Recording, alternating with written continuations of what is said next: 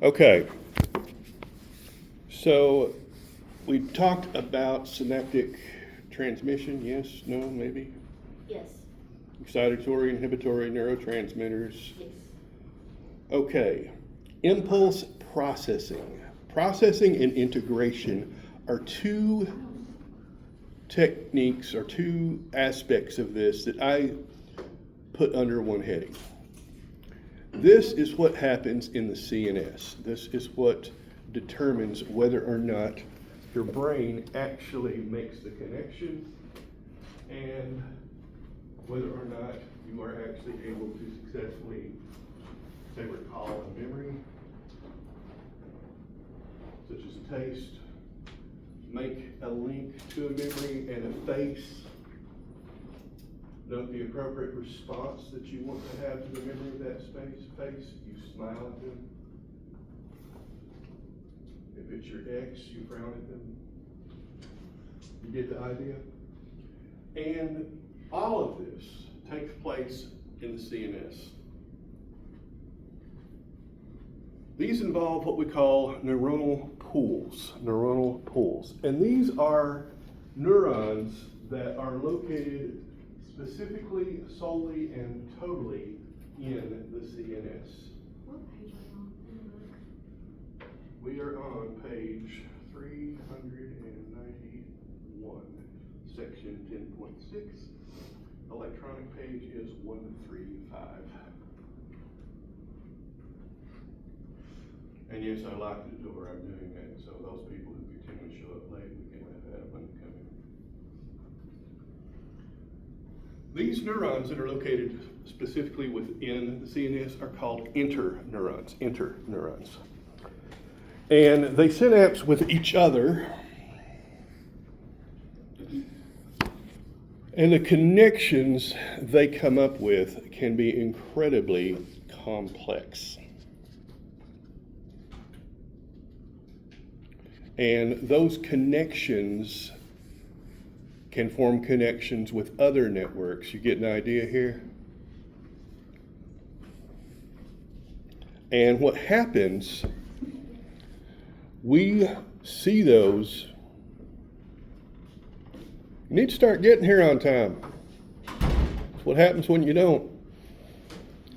Those connections form thoughts, they form memories, they form responses. Is everybody clear on that? And your neurons in the brain alone, about 86 billion. Even if you double that, just multiply it by 2, as in 2 neurons forming a single connection, think of how many possible networks you have. It's not doubled, it's exponential. Does everybody see where I'm going with this? This is the reason why we cannot just map the brain. You can't just scan the brain and download it to a piece of software because it just does not work that way. There are simply too many connections. You may hear that rumor or that myth that you only use 10% of your brain. Have you ever heard that? Another piece of garbage. You may only use 10% of your brain actively at any given moment, but your brain is used entirely and completely. If you've got a group of these interneurons that share a common function, that's what we call a neuronal pool.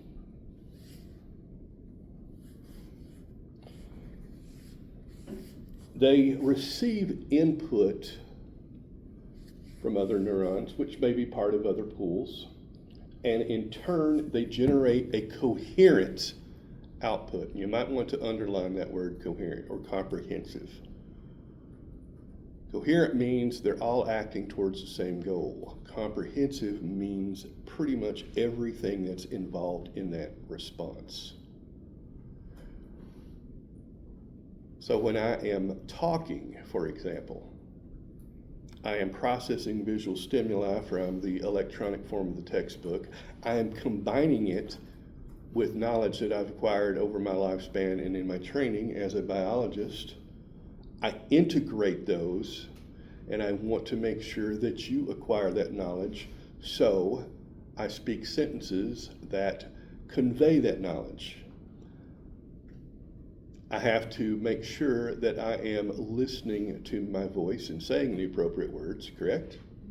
I have to make sure that I'm maintaining a cadence that doesn't put you to sleep, that presents it in a format that you will actually interact and engage with. I have to be alert for questions. When people ask me, what page is this on? What section are we on? I need to be able to integrate that, change the direction of my pattern of thought, and then find that, access it, integrate it, and change it by speaking about that. And all of this goes on the fly. So when we talk about comprehensive, it's all of those actions put together. That doesn't mean you have one neuronal pool doing all this. It means that they interact, not necessarily sequentially. Again, since this is excitatory, there is going to be a threshold. You have to reach the threshold to stimulate the neuronal pool, not just one neuron. We've all had that nagging little itch that gets so bad that we finally have to scratch it, right? That pain in your back finally gets so bad, you're going to have to do something about it. If you have repeated impulses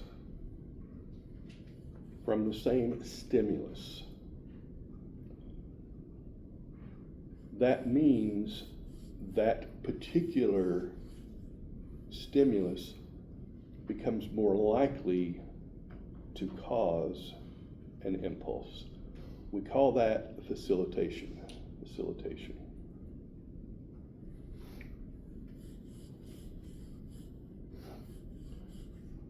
So any single neuron can receive input from more than one other neuron. If you have multiple stimuli converging on one neuron, we call that convergence. And this convergence is what allows integration.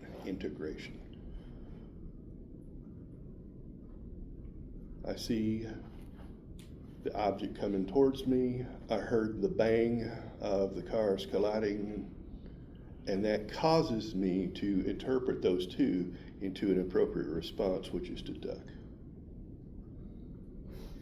Everybody see how that goes? So integration is just as critical as the stimulation. If you've got a single neuron with a single axon but multiple branches, then you get the opposite, which is divergent.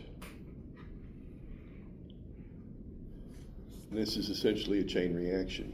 One neuron stimulates multiple other neurons, which stimulate others, and so forth.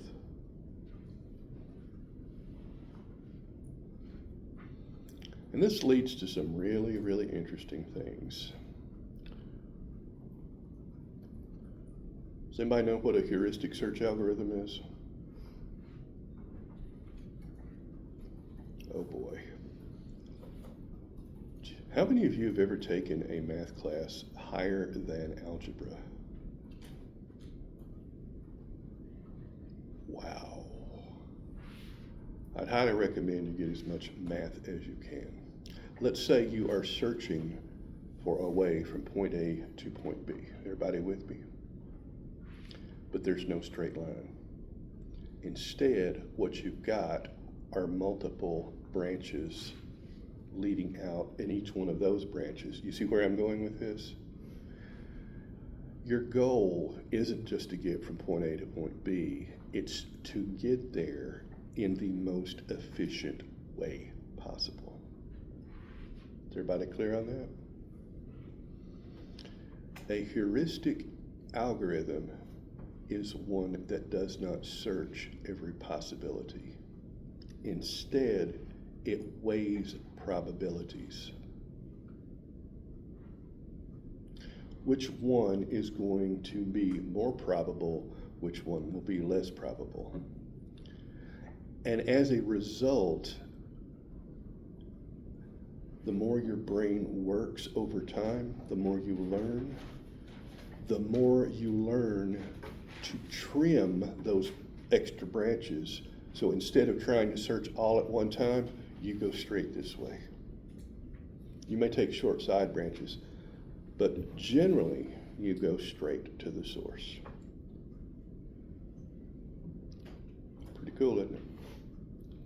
I have seen a hypothesis, I'm not sure how well supported it is, that says conditions like ADHD or autism are actually because they don't think heuristically.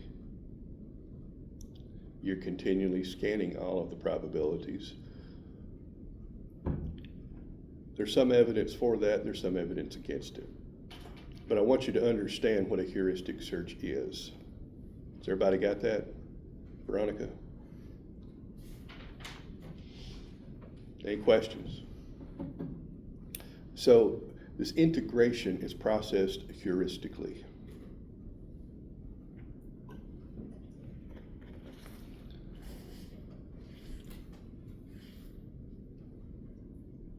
And that is it for chapter 10. Let me go back and make sure we got everything that I wanted to get.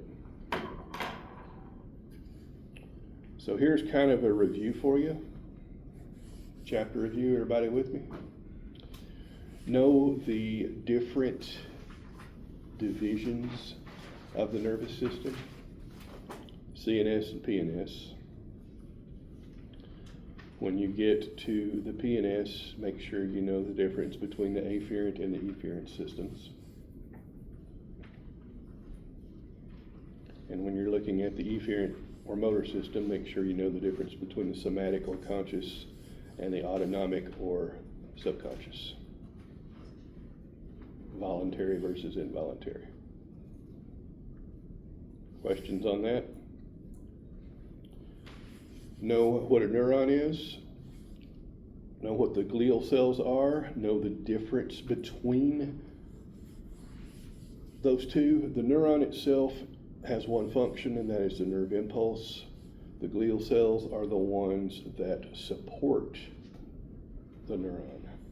If you remember, those are Schwann cells or neurolimocytes, and those are oligodendrocytes in the CNS. Remember those two. Know the difference between myelinated axons and unmyelinated axons or nerves. Know which ones are faster, where they're located. Know the general structure of a neuron, cell body, dendrites, axon. One thing we didn't get into are the different types of neurons. There's two different ways you can classify these. Each of them has three types. The first is by structure. And this simply has to do with how many dendrites it has. A multipolar neuron is one that has lots of dendrites and one axon.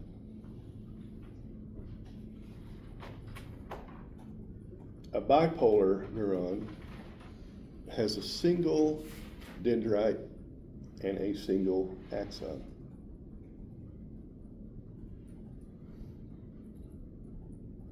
A unipolar neuron has a single process that divides into two branches and functions as an axon. If you want to classify them by function, the first up are sensory neurons.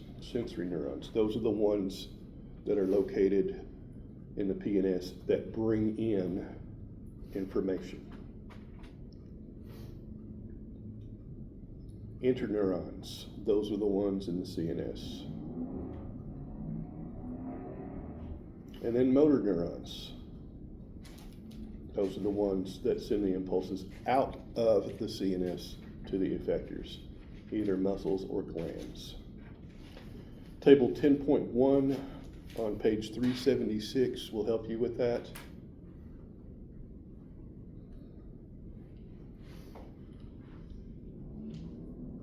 An overall flow chart that shows you how all this functions is also on page 376 in figure 10.7.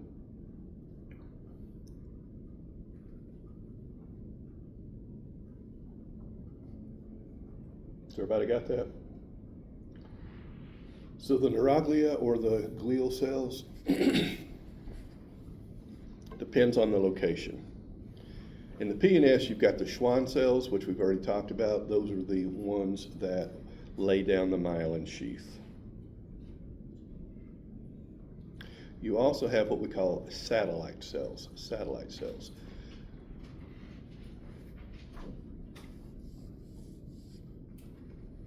These basically regulate ion concentration, and they supply ATP to the neuron. They make additional ATP, and they help regulate the concentration of ions.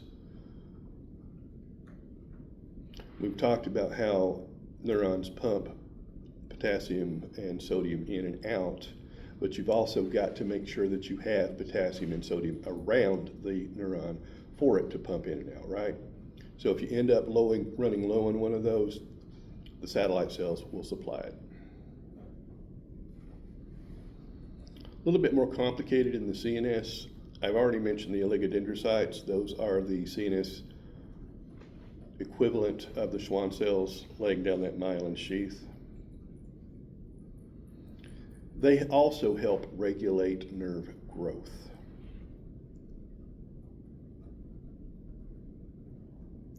You've also got what we call astrocytes. These are ones that you find between the neuron and a blood vessel. They actually lie between a neuron and a blood vessel. They provide structural support. They help transport substances from the blood to the neuron.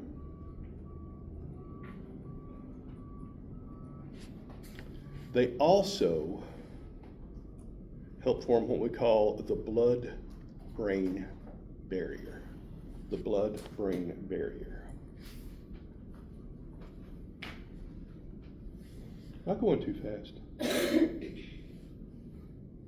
Okay. The blood-brain barrier is a highly selective, semi-permeable layer of cells.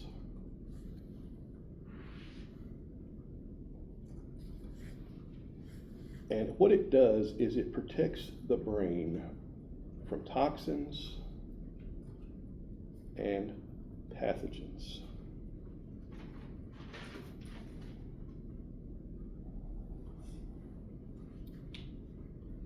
It basically allows the necessary nutrients and water to pass through, but it restricts most blood-borne substances.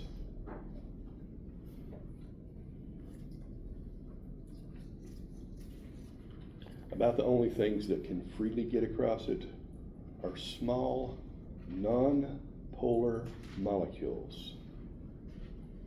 Oxygen, CO2 are examples, and lipid-soluble molecules. Lipid-soluble molecules.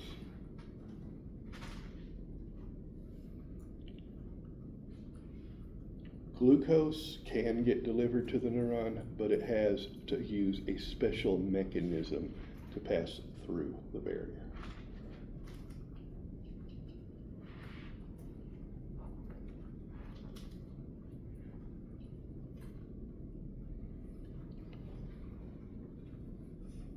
As medical professionals, the biggest challenge is finding medications or drugs that can actually cross this barrier. It actually blocks about 98% of all drugs. There are ways to target it.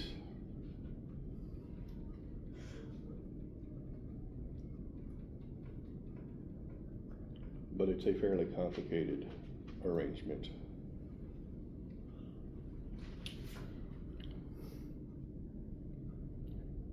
Now, it's important to remember it does not block all molecules. It does not block all molecules.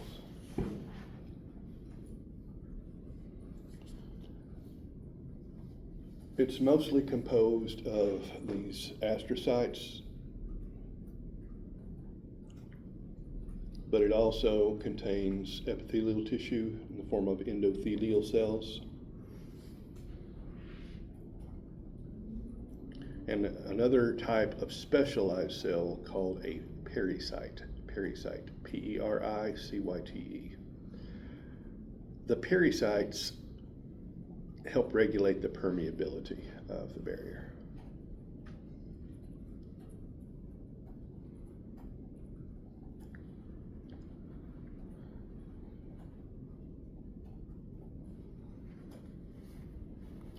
If you get any kind of injury or lesion on the brain, a tumor, a traumatic brain injury, a stroke, things like that can disrupt it.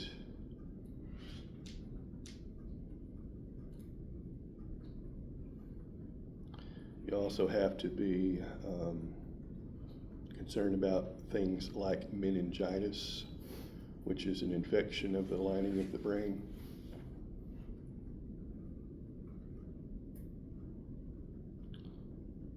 Meningitis is interesting because the two main forms of it are viral and bacterial.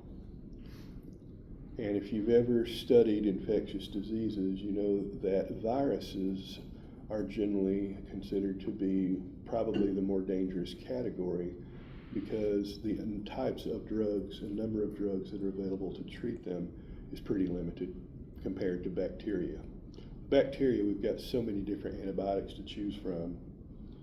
It's really not too difficult if you find out early enough, you don't go into septic shock, they can give you antibiotics and they'll generally clear it up.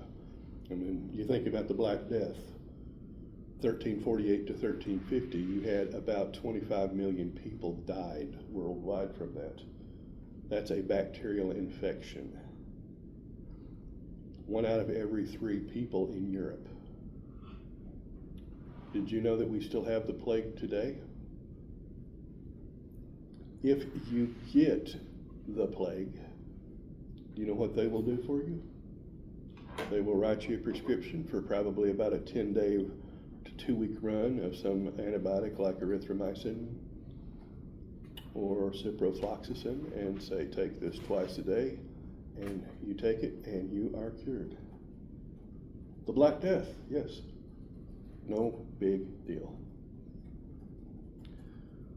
Viruses generally are a big deal, right? But it's the reverse with meningitis. Viral meningitis, generally the body will resolve on its own. Bacterial meningitis is a life-threatening condition, and even if you live, if you get a severe and quick enough infection, chances are you will lose multiple extremities.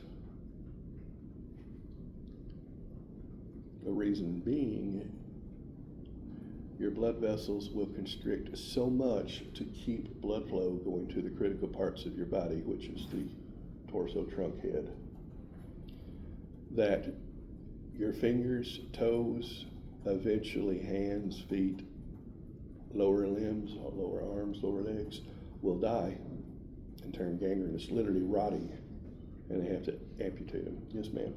So I have a question. This might be like a little off topic, but so like hepatitis, right? You have people that get like hepatitis A, B, and C, but what about people that have like hepatitis because of cirrhosis of the liver? Like, what's the difference? I always wondered what's the difference between those two things. Well, consider the roots. Hepatocytes are liver cells, right? Hepa, that is literally just a prefix meaning liver.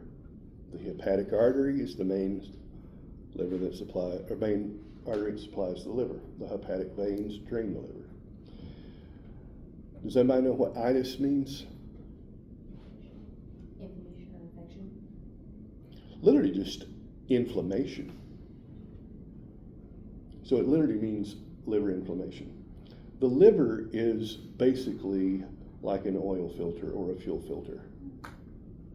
All of the not all, but the vast majority of the toxins that you drink or ingest get transported to the liver where they get broken down. The easiest one to think of is alcohol, right? Y'all know alcohol is a poison. When you drink wine, you're drinking poison, literally. And what happens is there is an enzyme called alcohol dehydrogenase in the liver. The ADH breaks down that toxin. It converts it into aldehydes. Those aldehydes then get carried out the hepatic vein, go to the kidneys, and are flushed out with urine. You have a limited amount of alcohol dehydrogenase. So what happens is all of this alcohol is being pulled out of the blood. It's got to go somewhere, doesn't it? It goes to the liver. The liver is going to break it down, right? Well, the liver can't break it down fast enough. If you can shovel 1 unit out of a pit and I'm dropping 2 units in every minute, what's going to happen? You're eventually going to get buried, aren't you?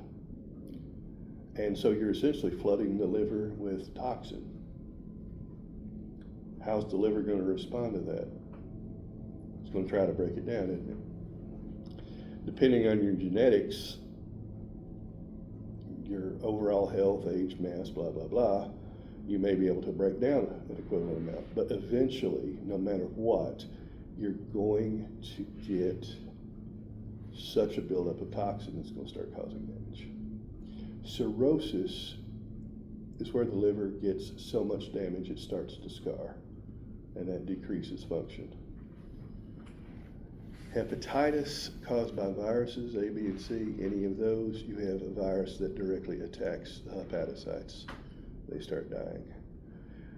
Some people who are alcoholics, blessed with genetics, never develop cirrhosis. Some people drink hard 2 or 3 years and they've got it for life. Does that answer it? Yeah. It's about as good an answer as I can give you right off the top of my head. Huh? No, I've been around a lot of people who had situations like that, so. People don't like to talk about our genes affecting us, but they do. People of Asian descent typically have a form of ADH that is not as efficient as other populations. Did you know that? So a smaller amount of drink will affect somebody of Asian descent probably more than it would a member of a different ethnic group. Not always, but again, we're talking large-scale populations. Yes, I'm talking race. We're not supposed to, I know. Biology is biology, folks. Kind of what we were discussing before class. Good question. Any others? So the blood-brain barrier is of critical importance for maintaining the health of the brain and therefore the organism as a whole. You've also got ependema. These are similar to epithelial cells. They're considered nervous tissue, but y'all remember the cuboidal and columnar cells, right? They're similar to that, and they line the ventricles of the brain and the central canal of the spinal cord. The ventricles of the brain are spaces located within the brain that are filled with what we call cerebrospinal fluid. Cerebrospinal fluid.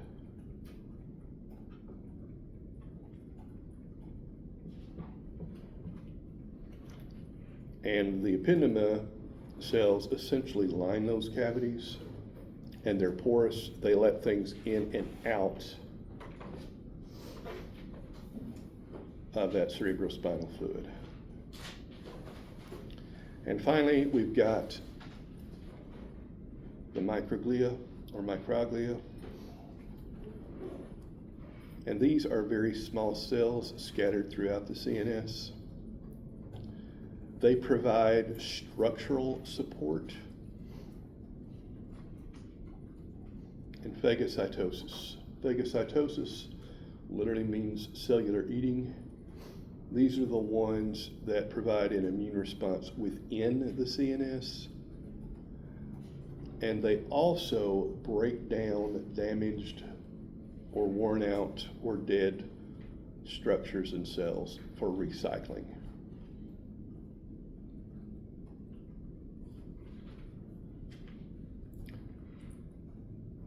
True or false? Most brain tumors arise from neurons.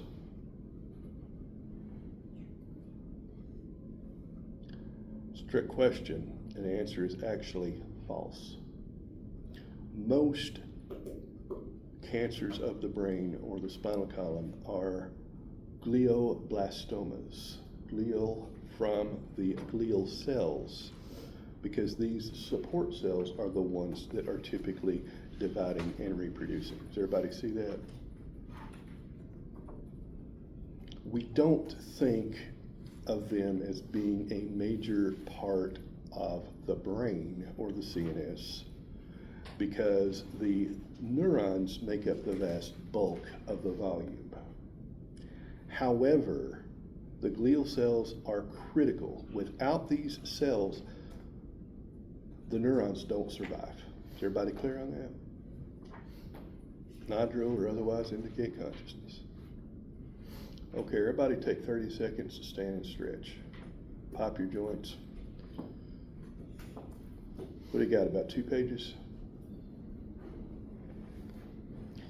For those of you who want to know a little bit more about the neuroglia, if you take a look on page 378, table 10.2. Page 378, table 10.2 does a good job of summarizing all that stuff I just talked about in the last 10, 15 minutes. Okay. Axonal regeneration. Notice I did not say neuronal regeneration. If a mature neuron sustains enough damage that it dies, it does not replace itself. Was that a question or somebody scraping something? Okay. Let me repeat that. If the cell body of a mature neuron is damaged, the neuron dies. Mature neurons do not replace themselves.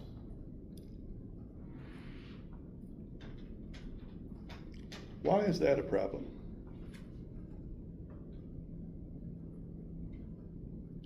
Don't you have a limited amount? Like you have only so many, right? You have only so many, to a point. But if you kill the neurons and they don't get replaced, and you suffer something like a traumatic spinal cord injury, it means those nerves are severed forever. This is why we cannot simply regenerate a spinal cord. Make sure you get that down, know that, understand it. Yet, if you get a deep cut in your skin, you don't lose sensation, do you? Question from Desiree.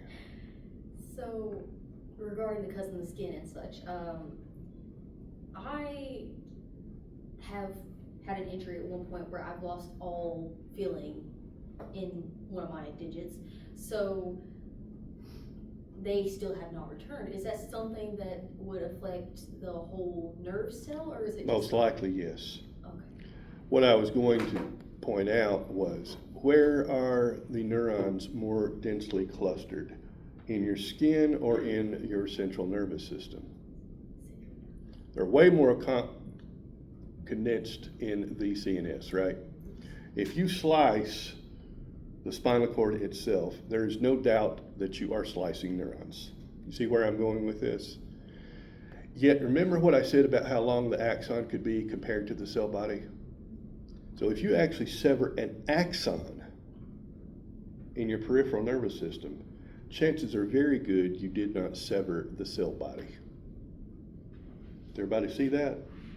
What that means is you can regenerate an axon unlike an entire neuron. Depending on where the break occurs, depending on whether or not it is myelinated, the cells will regenerate that connection. They may even have to grow a new connection somewhere, but eventually it will reconnect.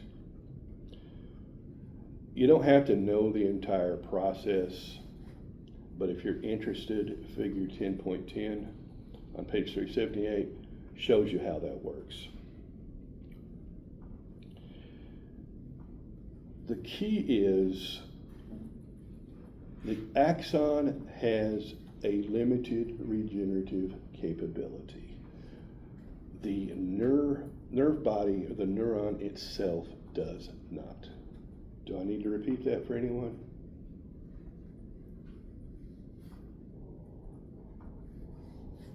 To get a new neuron, you have to have a nerve stem cell.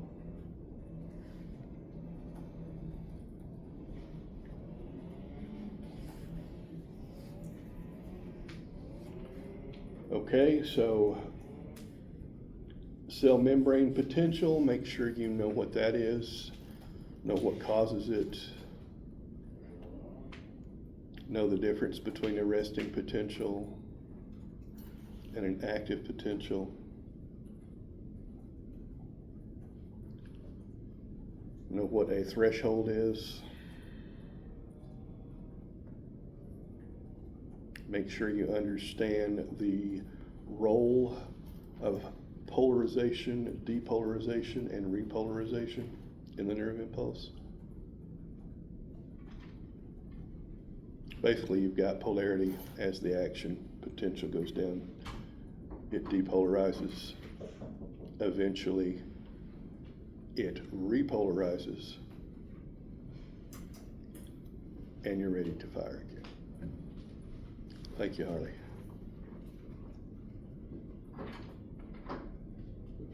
We call that the refractionary period.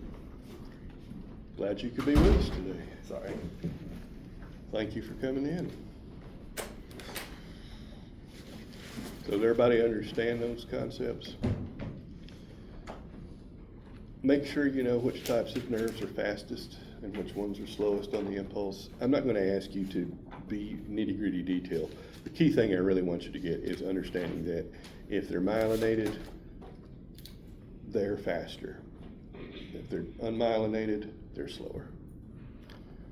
Know the difference between gray matter and white matter.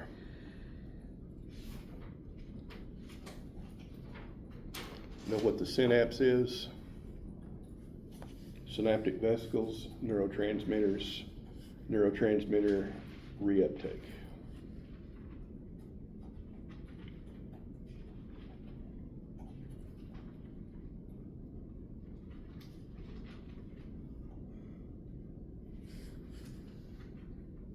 I think that's a pretty good job of covering chapter 10. Everybody cool with that? Questions? Thoughts, gripes, complaints, comments, cogitations, ruminations, observations, insinuations? Okay. Divisions of the nervous system. Chapter 11.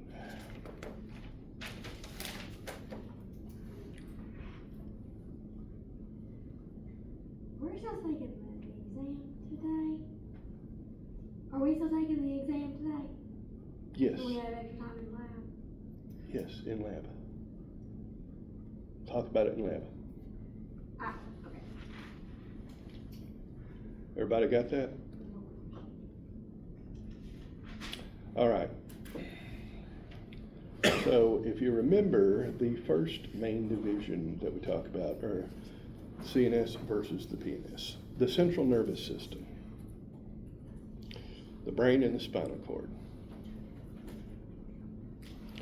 The brain as a whole has both ridges and valleys.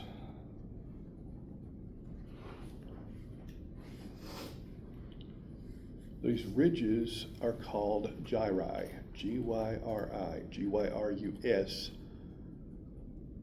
is the singular. The valleys between them are called sulci, S-U-L-C-I, or sulcus if you prefer the singular. And what this does is it increases the surface area of the brain. It's just like if you take a piece of paper and you wad it up.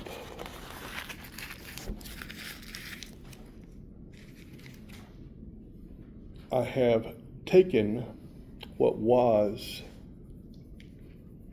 a very large sheet and I have compacted it into a much smaller area. Would everybody agree? And since we have 3 dimensions, we can fill up the entire space with these. And basically, just looking at this, you can see it corresponds quite nicely to the anatomy of the brain, doesn't it? Never knew you'd ever have a teacher who'd use a paper wad as a teaching aid. And yes, I've prepared that deliberately for this moment. What this does is it allows you to have more neuronal tissue within a protected volume of the skull. This allows for more cognitive capacity, greater memory, and better sensory processing.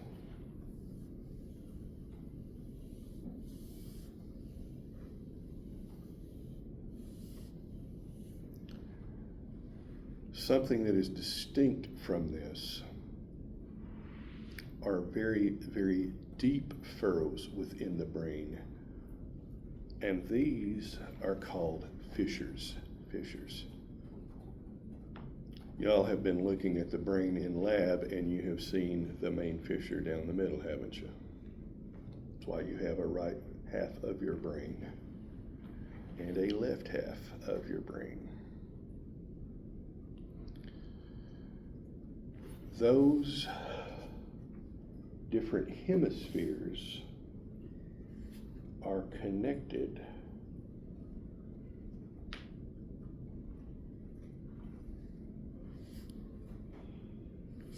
there is a fairly dense bundle of nerves called the corpus callosum. This is primarily white matter, so those neurons are myelinated. You've got about 200 million nerve fibers in that.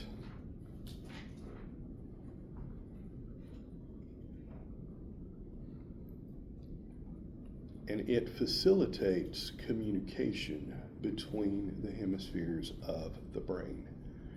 This is important because, number one, it allows parts of the brain to specialize.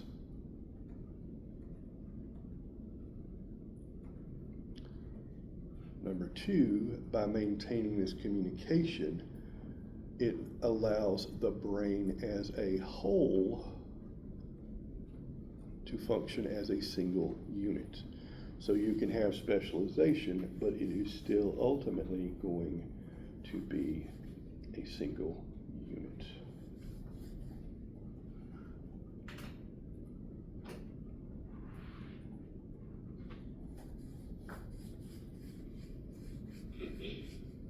You do have other smaller connections. These are called commissures. Commissures. Commissures.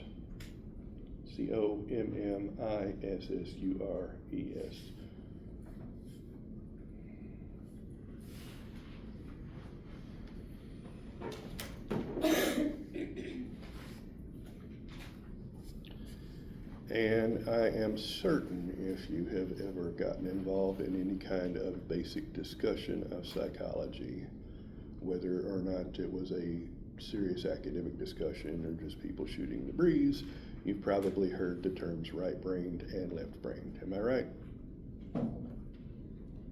Actually, I am, because I'm left-handed. So what does that mean? Well, it means that each hemisphere of the brain tends to specialize in certain functions.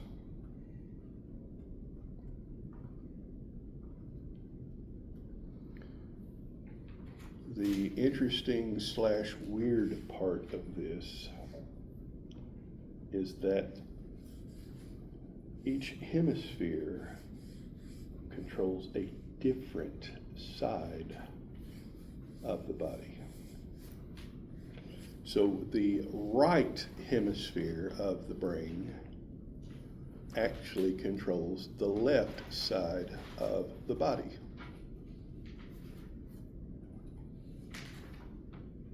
The left hemisphere of the brain controls the right side of the body.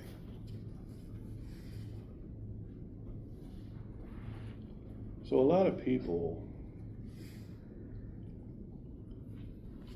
tend to make more of this than they should. The whole right brain, left brain thing, I'm sure you've heard that.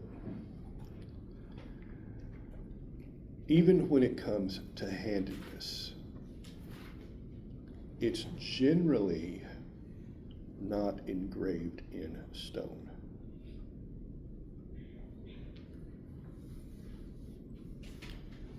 There is a phenomenon which your book almost does nothing about, which I think is a real shame, and I think it's incredibly important. The general term is called phenotypic plasticity. Phenotypic plasticity.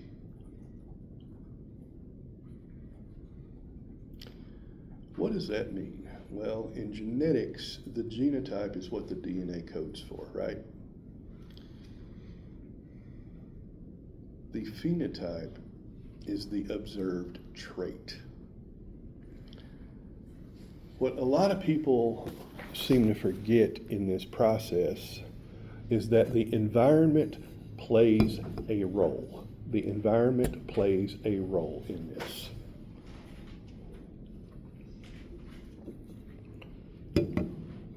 If you have a plant that is genetically coded to make purple flowers, but it's grown in soil that is nutrient poor and does not contain the precursor molecules for the purple pigments, it may very well end up with white flowers even though it's coded for purple. Does everybody see how that goes? That's what we mean when we say phenotypic plasticity. It essentially means the environment gets to say something about the outcome. It's one of the reasons I love talking about genetics. I'm sure you've heard the term nature versus nurture, right? Nature being your genes, nurture being how you're raised. The fact of the matter is simply that both play a role. Make sure you get that down. Both play a role. And that's what we call phenotypic plasticity. When I first started teaching, this was a lot easier because I could refer to Michael Jordan and everybody knew who he was. And he was generally acknowledged as the greatest basketball player that ever lived. In the last 10 or 15 years of my teaching career, I noticed that more and more people are referring to some dude named LeBron, who I've never heard of or seen, but apparently he's a good basketball player. regardless of which one you may say is the greatest, I think we could both agree that they're both very good players. Is that a fair statement? Do you think that Michael Jordan would have been as great a player if he had been born as Michel Jourdan in a suburb of Paris, France? Y'all saying France isn't known for its basketball? You would be correct. In other words, he had the genetic potential, didn't he? But he also had the nutrition, the conditioning, the coaching, and the practice to make him good. Is everybody clear on that? So what am I getting at with this? Well, when it comes to things like handedness, where you have a dominant hand, there is still a variety of phenotypic plasticity. We call that specifically neuroplasticity. Would y'all like a real life example? Have you ever seen which hand I write with? Well, I'll tell you, it's not my right, it's my left. I have been using my left hand to write for about as long as I've known how to write. So, one summer when I was about 14 or 15 years old, my brother, my father, and I put a new roof on the house. As you may know, that involves swinging a hammer quite a bit. Which hand do you think I used to swing my hammer?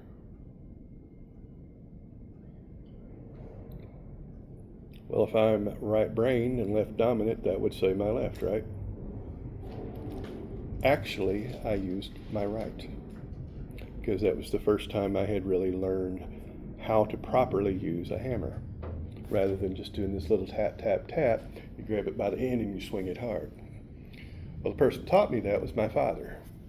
Which hand do you think my father used? His right. The right. My dad loved working in his workshop. My brother and I were his main helpers, to varying degrees of willingness and interest, from somewhat, in my case, to absolutely none on the part of my brother. I learned to use a handsaw, a power saw. Which hand do you think I used to saw with? My right. You see where I'm going with this? Anything that I have taught myself or learned without immediate hands-on, I generally use my left hand.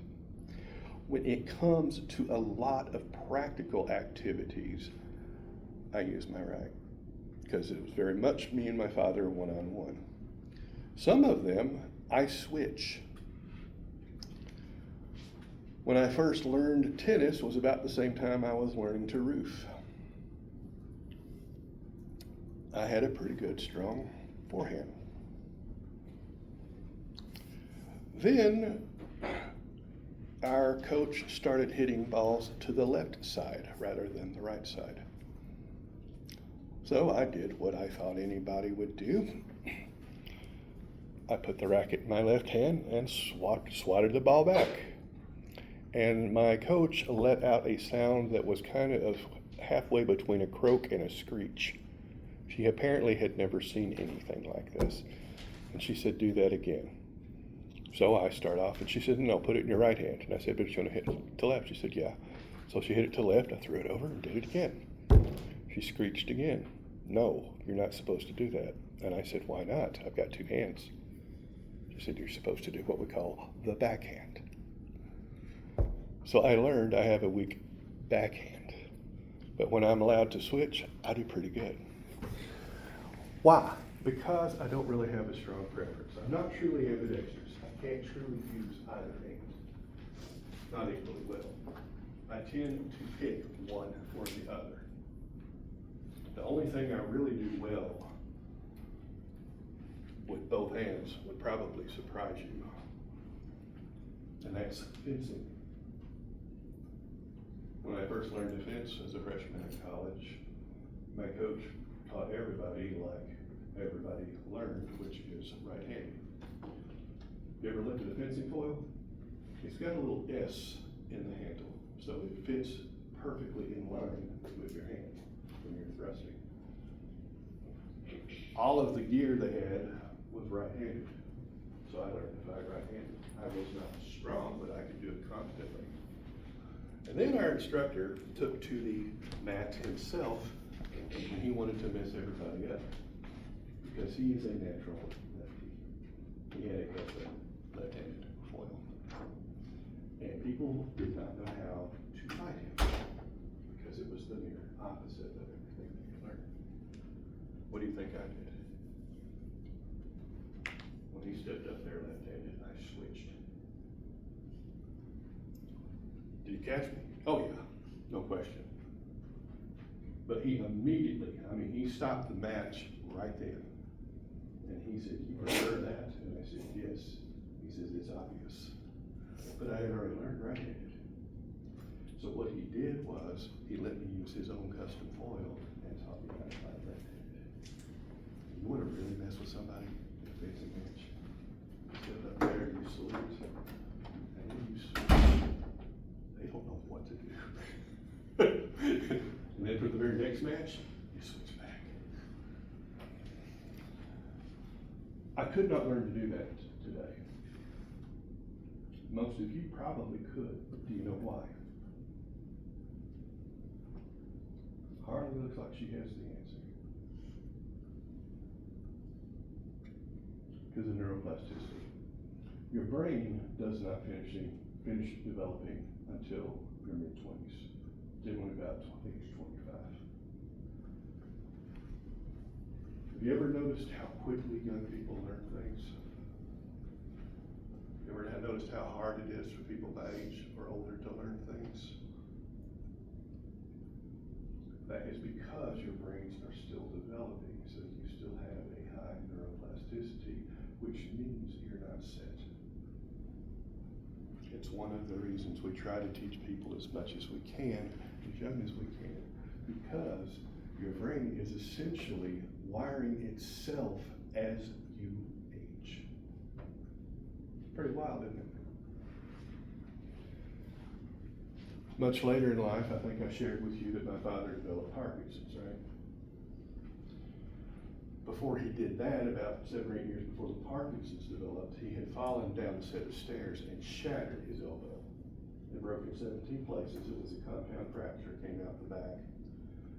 And they thought for a while he was going to lose his arm.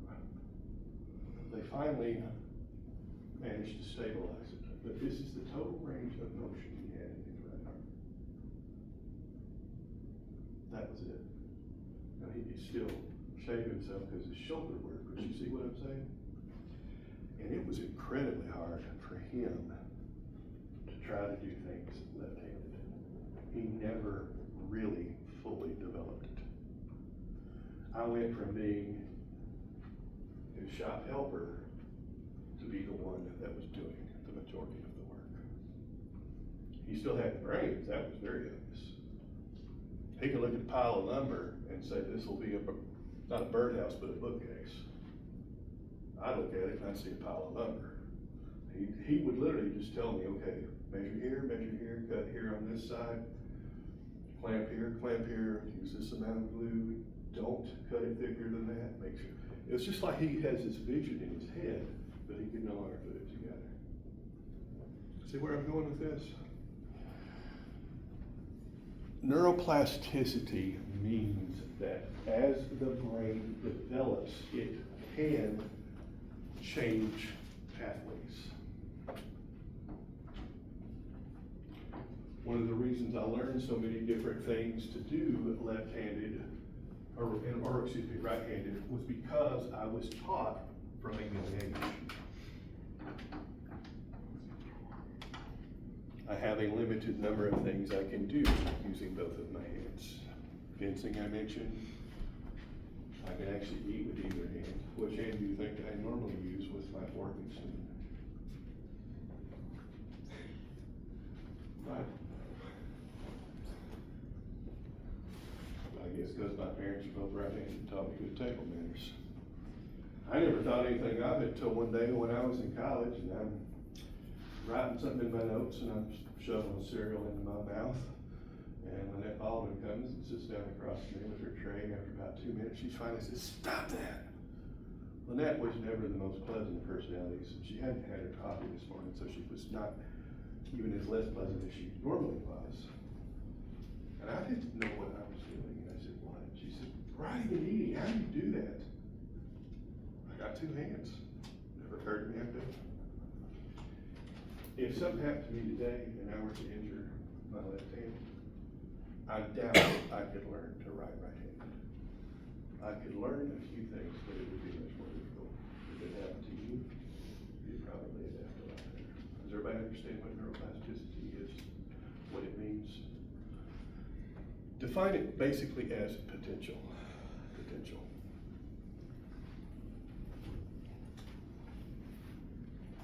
If you want to really have some, y'all want to have some fun? Is there anybody here who writes left-handed? I'm not trying to single anybody out, I just want to. Okay, so everybody in here is right-handed? I want everybody to stand up.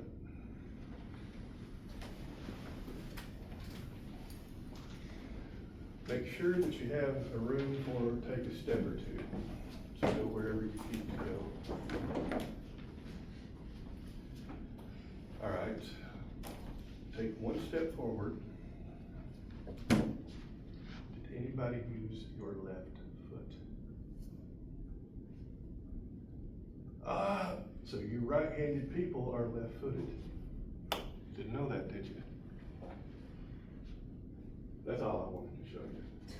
I knew there'd at least be one or two people that were right-handed and left-footed, or left-handed and right-footed. When we come to dominance, it is overstated extremely. You can test this in all kinds of ways. Which foot do you use to set foot on steps? If you're going up a flight of steps, which one do you take a step with? Notice I'm left-handed, but I step forward on my right foot. I used to snowboard as a kid, and it's the same way, like I'm right-handed, but like, I like snowboard like my left leg first, if that makes sense, so like it's the same way, Yeah. that too. Pretty wild, isn't it? Most of us never stop to think about it because there's no real reason for us to. But it's an interesting principle to keep in mind. The reason I'm going so in depth with this is I don't want you all to fall into that trap that so many people do and say they're strictly right-brained or left-brained, because you're not. Your brain has a tremendous capacity to reprogram itself. It literally rewires the connections between the neurons. Is everyone clear on that? So, have y'all ever heard of a hemispherectomy? A hemispherectomy is a treatment that they sometimes use for extreme cases of epilepsy. When I say extreme, I mean life-threatening. A mild version of this, they go in and literally cut the corpus callosum. And people involved say it's almost like having two brains. In the more radical form, they actually go in and literally remove one hemisphere of the brain completely. Can you believe you could survive having half of your brain cut out? The answer is yes, you can, depending on the circumstances. So is everybody okay with this? Now that said, the hemispheres of the brain do specialize. The left hemisphere, this is generally where you have language and speech.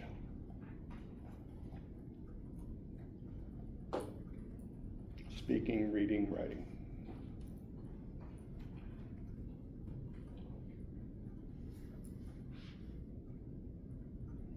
Analytical thinking. What we consider logical reasoning, rational thought, math, sequential analysis.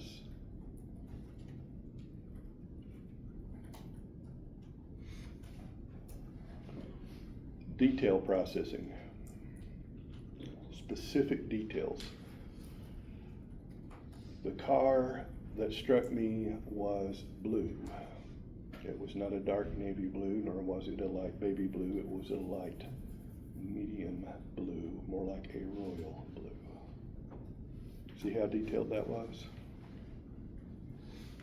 Bodily control.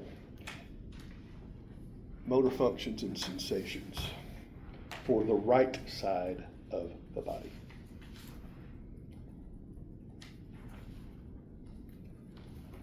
The right hemisphere. Creativity and arts. Your imagination, your artistic skills, your musical skills.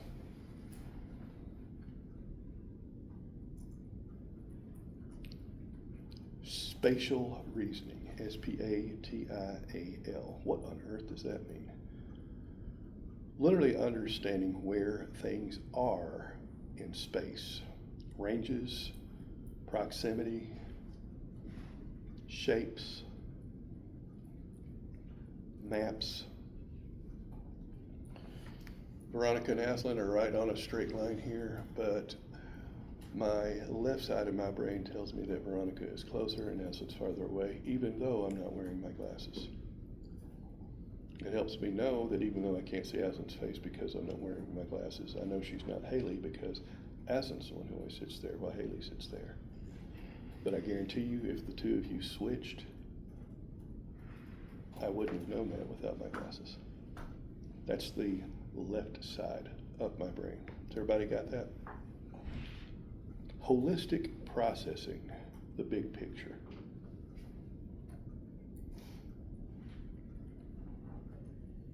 Strategic thinking would fall under this.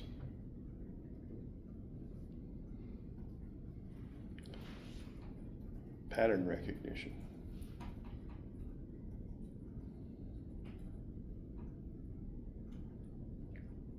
Faces. It's how you know who is your mama and who is your daddy.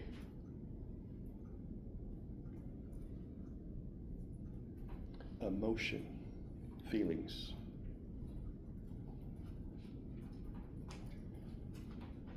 Humor, anger, fear,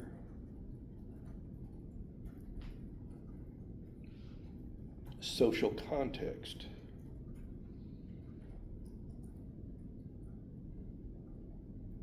recognizing sarcasm,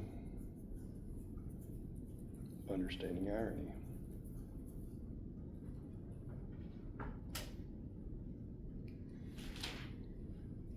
knowing that when somebody is refusing your offer of payment that they really want to accept it, but it's a social convention say no. Offering a refusal of payment even when you want it because social conventions say no.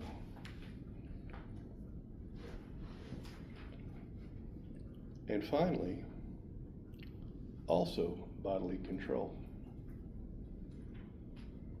Except this time you're focusing on the motor functions and sensations on the left side of your body.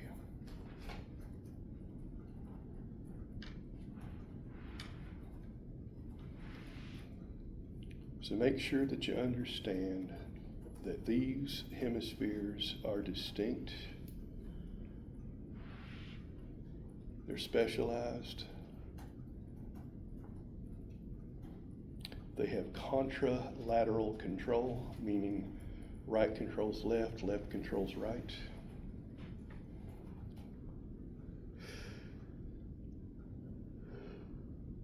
The corpus callosum allows integration, collaboration, and communication.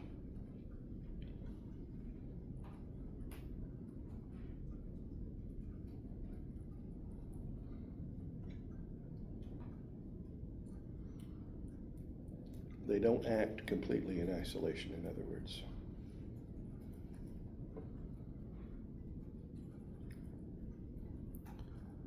And in most people, the left tends to be dominant. but phenotypic plasticity and neuroplasticity causes that number to vary greatly.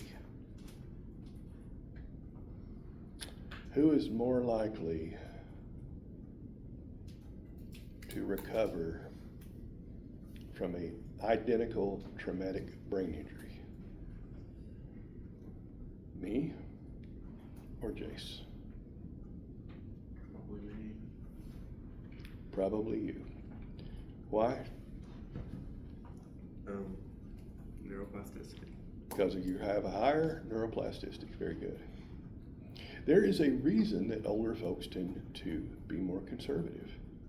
And a lot of it has to do with decreasing neuroplasticity. You just become more comfortable with the way things were. Because that's what you grew up with, it's what you knew, it's what you accepted. And it is a factor, it's not the only reason, but it is a factor in why older people typically don't like change. Can that be overcome? Can someone my age learn new things? Can we learn to appreciate new things? Absolutely. I think I've shared with you about my mother and her use of tablets, haven't I?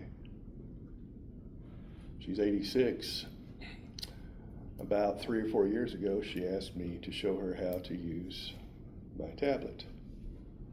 So I got out my old one, I showed her a couple things. After 2 or 3 days, she said, "Can I borrow it?" I said, "Sure," because I didn't use it. Day after that, she comes and says, "I want one for myself. Will you help me buy it?"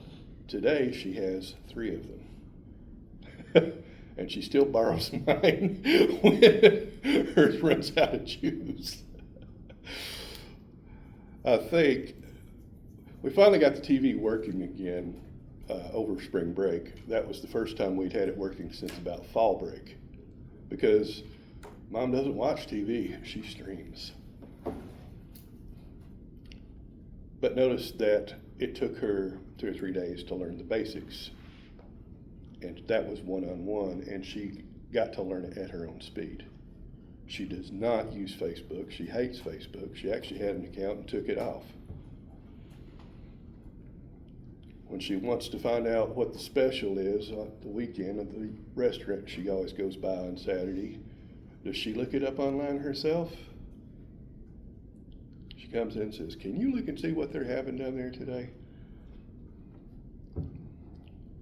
Neuroplasticity is greatest in the young and least in the old. Make sure you've got that down and understand it.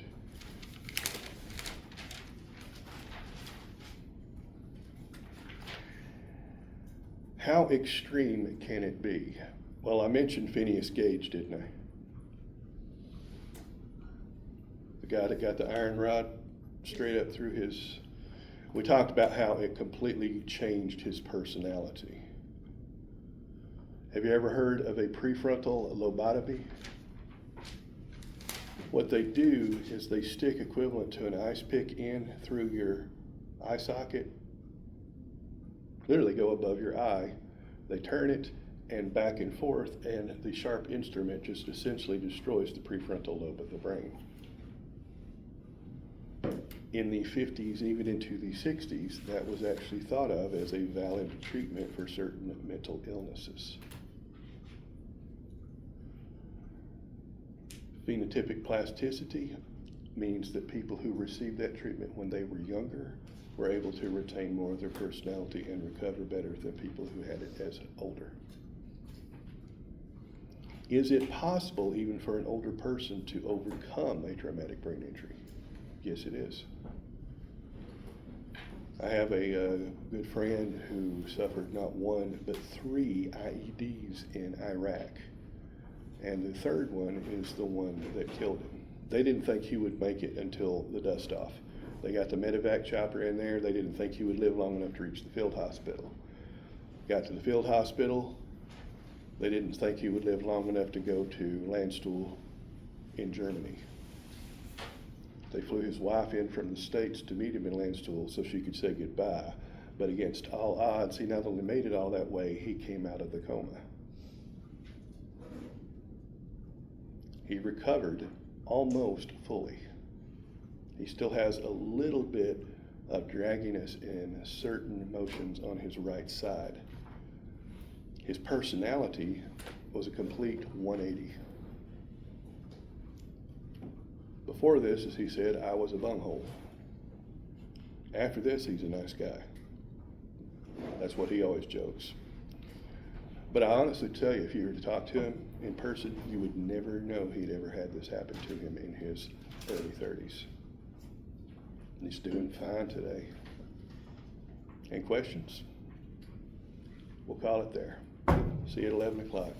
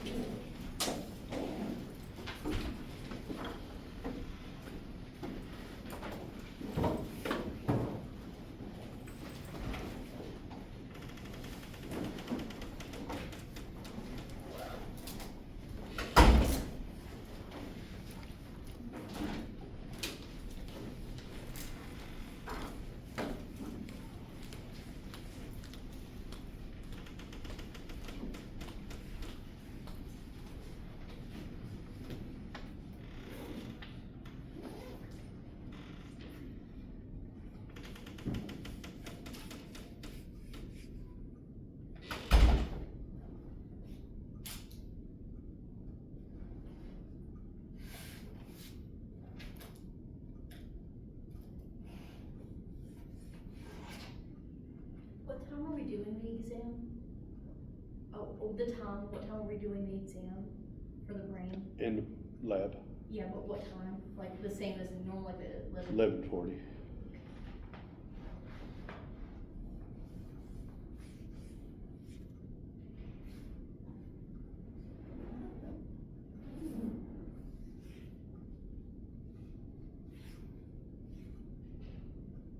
Wasn't too boring today.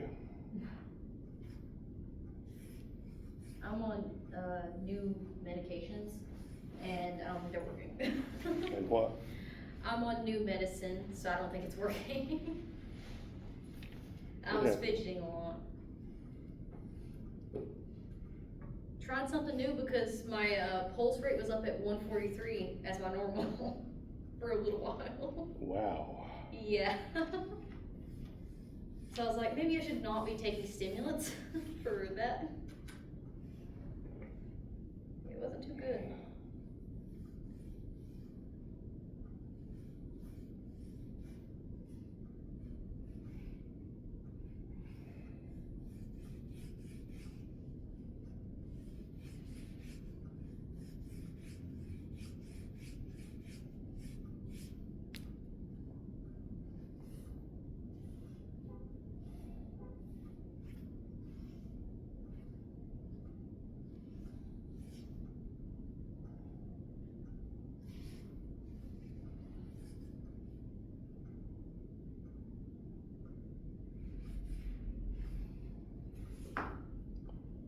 Are we using lab time to study today? Yes. Okay. Is it okay if I just study in here then? Yes. Okay.